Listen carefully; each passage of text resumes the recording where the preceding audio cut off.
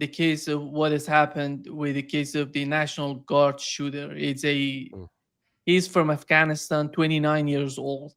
He came to the United States when he was 25, and before that, for 11 years, he was working with the United States in Afghanistan, helping them. It seems that he was somehow cooperating with CIA when he was 14 years old.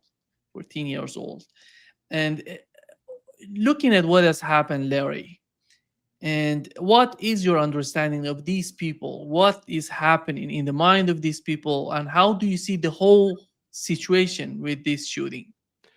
Yeah, I hadn't heard the fact that the CIA, he started working with the CIA at 14. Good Lord. Mm. Just if that's true, every single case officer and special activities division that signed off on that, they ought to bring him up on charges. They ought to be fired. That is, we're creating. He's a child, at least, actually a child in terms of his mental development.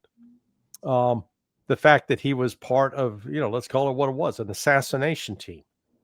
The CIA the Special Activities Division was a training equivalent of an assassination team.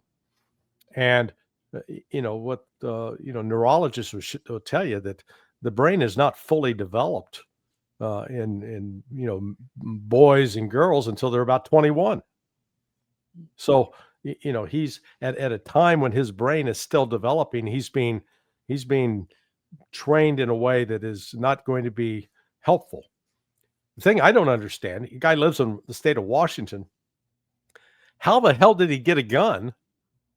And then how the hell did he get that gun across the United States? I don't think he flew it on a plane. So maybe if he drove, but then it still comes back to the fundamental question, where did he get a gun? Because foreigners are not allowed to buy guns in this country. And if you do buy one, unless you've got a concealed carry license in most states, you have a minimum of a 3-day waiting period so you can be vetted by the FBI. So where did he get it? Did he use a former CIA contact to get it? I mean, there's some real disturbing unanswered questions about this. And, unfortunately, some, 20-year-old girl lost her life. And there's another 25-year-old young man fighting to stay alive. And it's just, so senseless.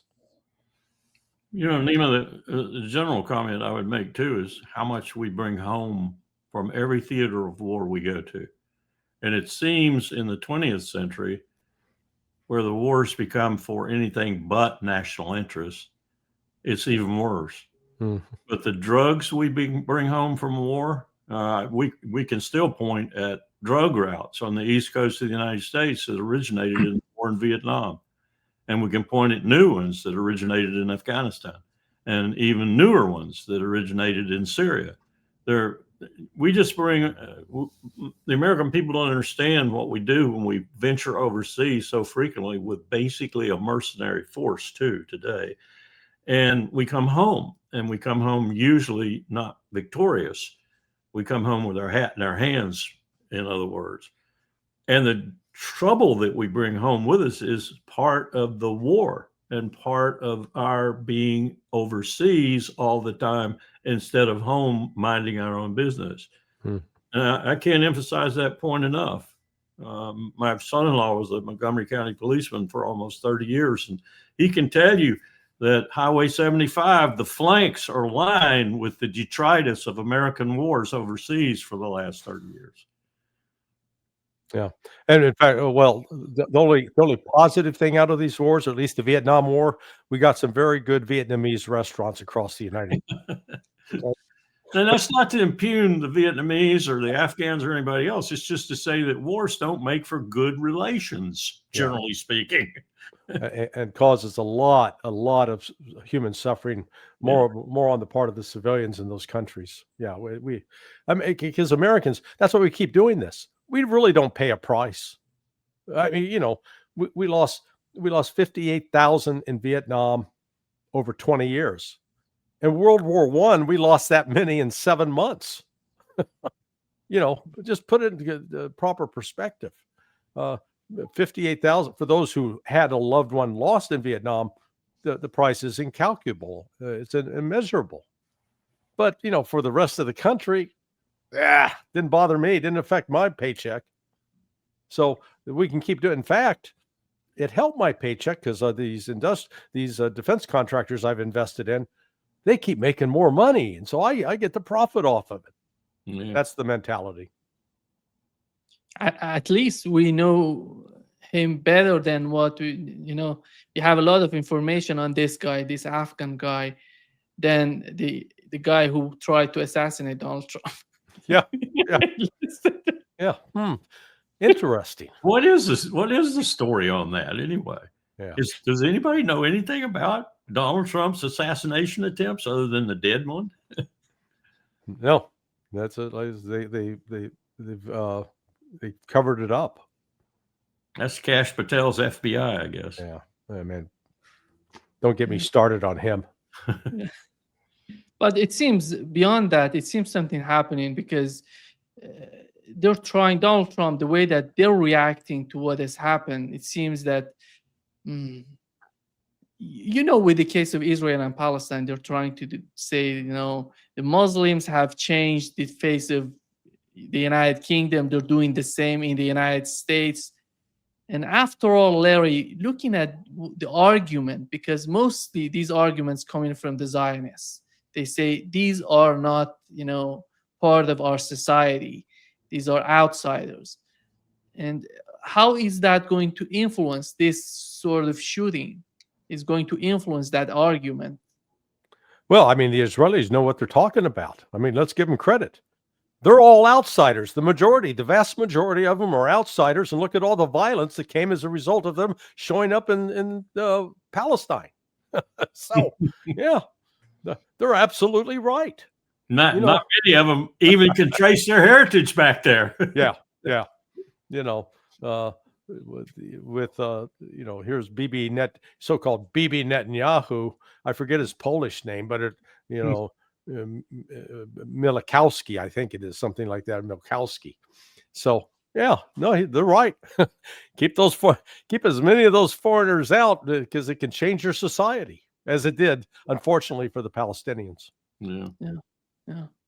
And Colonel, we've learned that it seems that, as the Telegraph reported that the United States will recognize the Russian territories. They're talking about the Donbass region and the Oblast. It seems that that's the case. And the outcome of the talks in Geneva between Marco Rubio on one side and Europeans together with Ukrainian delegation, it seems that they handed it over to Russians, and they're talking about it. And it seems that in next week there would be a meeting between Steve Witkoff on the part of the United States and maybe Lavrov, I don't know, or Ushakov. They're going to be negotiating with Steve Witkoff. How do you see the situation with Trump's plan? And how do you see the interaction that is happening between the United States and Russia? I think it's fair to say that Mearsheimer's right in the general sense about what's happening, and it is just a codification of what has been Russia's victory on the battlefield. And around the fringes, we're going to try, and the Europeans are probably going to try to mess it up in some way to make it look as if it's not that, or at least not too much that, not too heavily weighted in that direction. But there's no doubt in my mind that Mearsheimer's right, that this is going to stay around for a long time to come. And if Russia decides that staying around in itself is going to be in their military interest, then they're going to do more. And they're going to do it blindingly fast, probably. I don't know what more would be, but I can envision what it might be. Ukraine at least has left right now where we just settle it, even on Russia's terms, basically, and leave what's left of of Ukraine to Ukraine, and it were even reasonably governed, which is a prospect I don't look forward to at all because I don't think they're capable of it. I don't mean I don't look forward to it in a way of, good or bad. I just don't think they're capable of it. Then we're still going to have a simmering war for the next 10, 15 years. And it's going to be mostly simmering because of what Ukraine does, not because of what Russia does. And it's questionable whether Russia will accept that kind of a stasis that evolves over time, again, anemically to their interest. So it picks up again and they finish it off. Or maybe they envision that and finish it off now. I don't think these talks are going anywhere the Russians don't want them to go. That's what I'm trying to say. Yeah. And our business is going to be, and the Europeans in particular, if they're going to not make a real enemy before they're all thrown out of office anyway, of the United States, is to mollify that as much as they possibly can in a political sense, because they've lost. They've lost big time. They've lost horribly. And it's all their fault, other than the fact the Russians beat the shit out of them. Yeah. They've lost everything they were trying to do, which is one reason why they're so desperate not to admit it.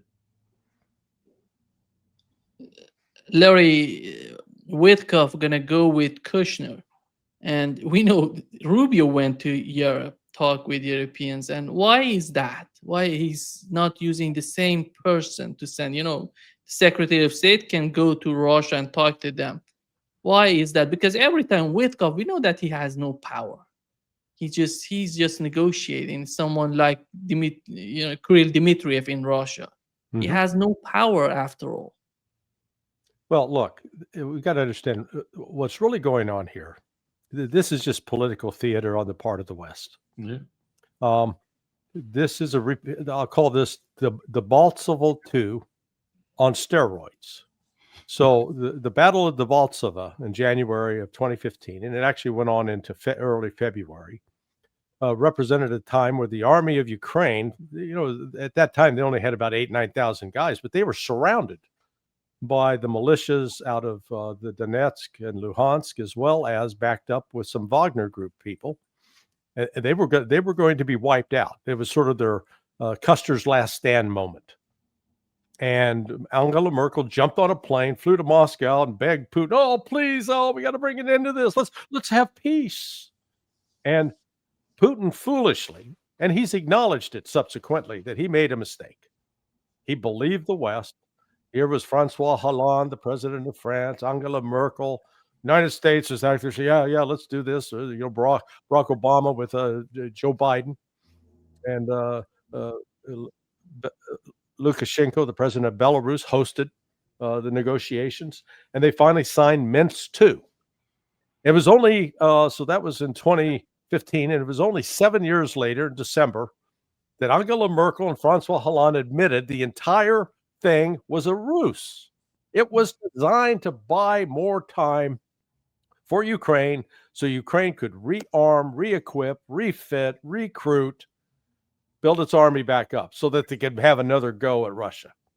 That is exactly what this is all about right now. Because all of a sudden, the West gets desperate. Oh, yeah, we got to have this peace plan. You don't see the Russians jumping up and saying, "Oh, yeah, we got to get this done."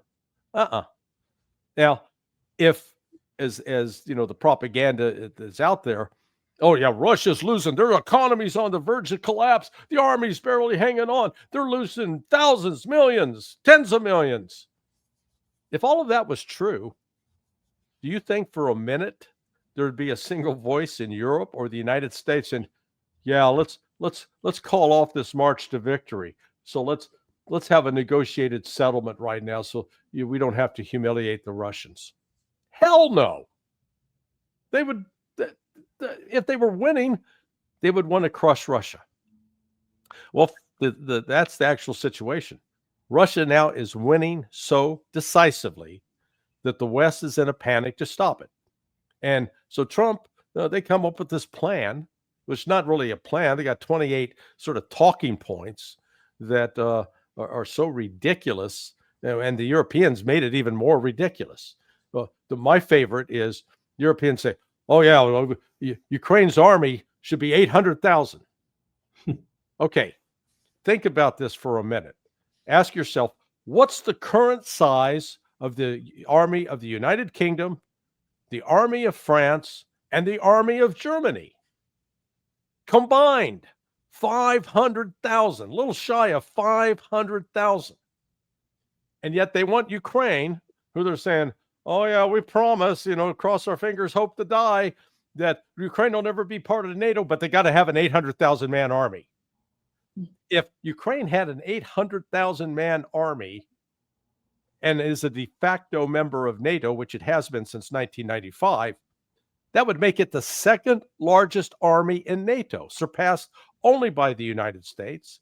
They will have overtaken Turkey, who's got an armed force of about 320,000. Now, I mean, this shows you how out of touch with reality this is, because you go back to March of 2022 when the Russians and the Ukrainians actually negotiated and had a tentative agreement. The Russians agreed, yeah, Ukraine, you can have an army of 85,000. No. We got Ukraine agreed to it then, but now here's the Europeans, the United States. Trump's plan was 600,000.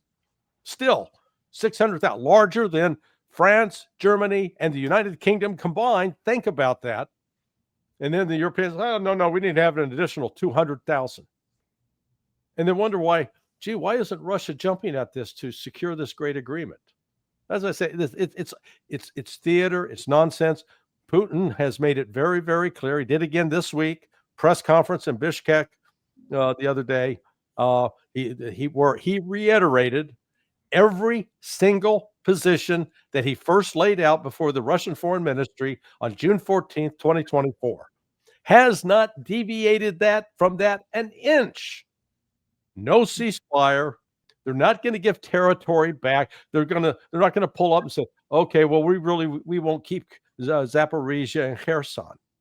No, read the Russian Constitution. Those two pieces of territory are now permanently part of Russia, and Vladimir Putin does not have the legal authority nor the political power to give them back.